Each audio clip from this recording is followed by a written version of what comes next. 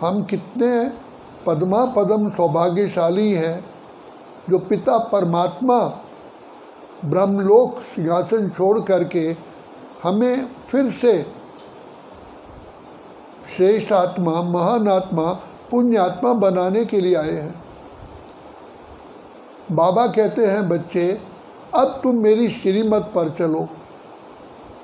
जिन बच्चों को निश्चय होता है कि स्वयं शिव परमात्मा इस सृष्टि पर आकर के इस साधारण तन ब्रह्मा के द्वारा हमें शिक्षा दे रहे हैं, वो बच्चे ही बाबा के आगे अपनी बुद्धि का समर्पण करते हैं।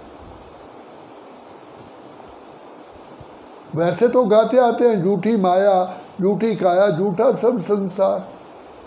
फिर जब कहते हो झूठी माया, झूठी काया, झूठा सब संसार, फिर संसार के जितने भी शास्त्र हैं या विद्वान आचार्य हैं, क्या वो सच बोल सकते हैं? अगर उनमें सत्यता होती तो ये संसार का हमारे देखते देखते ही फिर गिरावट क्यों हो गई? जब से हमें समझ मिली है हमने देखा है कि गिरावट ही होती जा रही है। कोई डॉक्टर कहे मैं दवाई अच्छी दे रहा हूँ और पेशेंट ठीक नहीं हो रहा तो क्या कहा जाएगा? तो लेकिन हम खुद ही कहते थे कि नैनहीन को राह दिखाओ प्रभु, पग पग ठोकर खाओ। तो अब शिव बाबा ने कितनी हम पर अपरंपार कृपा की है, जो कोटि कोटि आत्माओं से बाबा ने हमें अपना बना लिया। इसलिए बाबा कहते हैं तुम्हारे जैसा सौभाग्यशाली संसार में कोई है ही नहीं। तुम ही शिव बाबा को पहचानते हो, उनके शिक्षाओं पर चलते हो और उनके साथ संग संग रहते हो। भले दुनिया कहती है कि परमात्मा हमारे माता पिता है, शिक्षक है, सतगुरु है, लेकिन वो ना तो माता पिता की पालना लेते हैं, ना शिक्षक की पढ़ाई लेते हैं, ना सतगुरु के वरदानों से झोली भरते हैं। तो हम तो प्रैक्टिकल में ये अनुभव कर रहे हैं। तो हमें कितना नाज होना चाहिए, कितना बाबा का शुक्रिया अदा करना चाहिए कि बाबा हम किन शब्दों में आपका धन्यवाद करें। आपने तो हमको मिट्टी भी क्या, राख से हमको सोना बना दिया। ना हम स्वयं को जानते थे, ना बाप को जानते थे, अथॉरिटी समझते थे। हम भी बड़े बड़े श्लोक कह करके दुनिया को ज्ञान देते थे, लेकिन उससे हमारी जीवन क्या बनी? खुद अपनी जीवन टटोलते थे तो हम खुद कहते थे कि मैं पति, तो मुझे मेरे ऊपर कृपा करो, मुझे निर्गुण हारे में को गुण नहीं।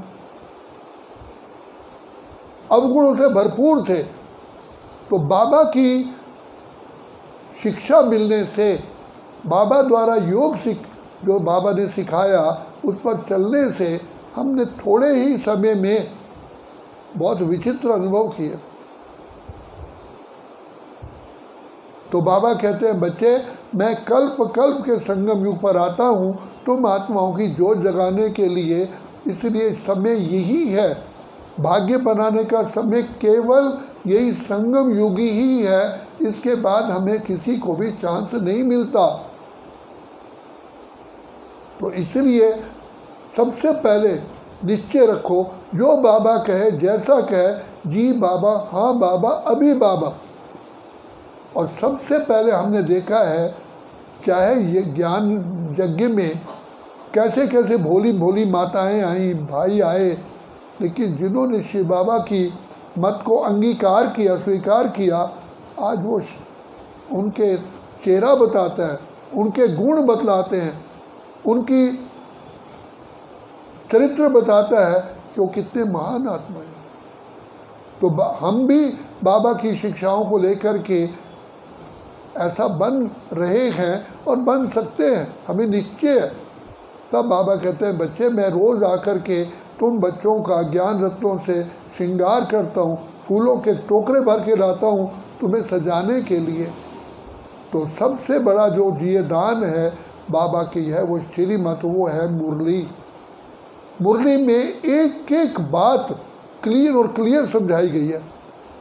रोज़ बाबा कहते हैं बच्चे हर एक आत्मा का अपना अपना पार्ट है, तुम अपनी घोट तो नशा चढ़े। पर चिंतन पतन की जड़, किसी के बारे में मत सोचो, अपना स्वयं चिंतन करो तो तुम्हारी उन्नति होगी। मैं और मेरा बाबा, मैं और मेरा बाबा, दूसरा ना कोई।